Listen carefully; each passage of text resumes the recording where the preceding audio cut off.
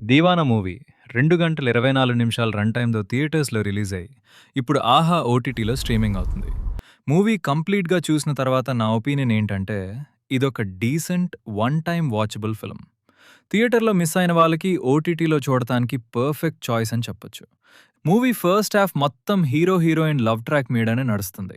ఆనెస్ట్‌గా చెప్పాలంటే, ఆ love story రొటీన్‌గా అనిపిస్తుంది. పెద్ద ఎక్సైట్‌మెంట్ క్రియేట్ చేయలేదు.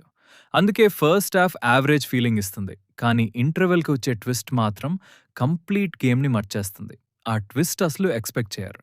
చాలా బాగా డిజైన్ చేశారు. సెకండ్ హాఫ్‌లో స్టోరీ ఎమోషనల్ సైడ్‌కి షిఫ్ట్ అవుతుంది. ఫ్రెండ్స్, పేరెంట్స్, ఫ్యామిలీ ఎమోషన్స్ మీద ఎక్కువ ఫోకస్ చేస్తారు. అందుకే సెకండ్ హాఫ్ ఫస్ట్ హాఫ్ కన్నా ఎక్కువ ఎంగేజింగ్‌గా అనిపిస్తుంది.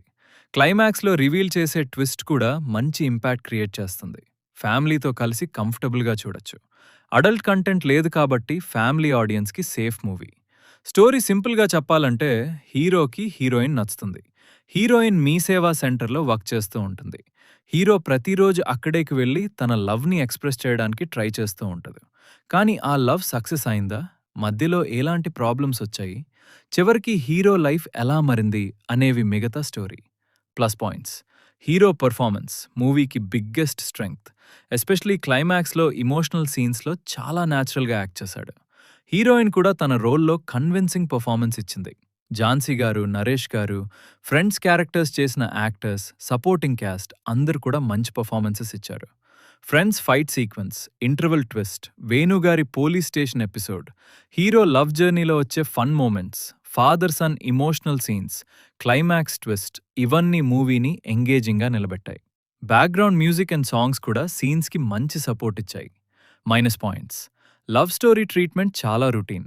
హీరో హీరోయిన్‌ని చూడగానే లవ్‌లో పడిపోవడం, హీరోయిన్ వెనక తిరగడం, సాంగ్స్ రావడం, హీరోయిన్ ఇగ్నోర్ చేయడం ఇలాంటి సీన్స్ మనం ఆల్రెడీ చాలా మూవీస్‌లో చూసాం.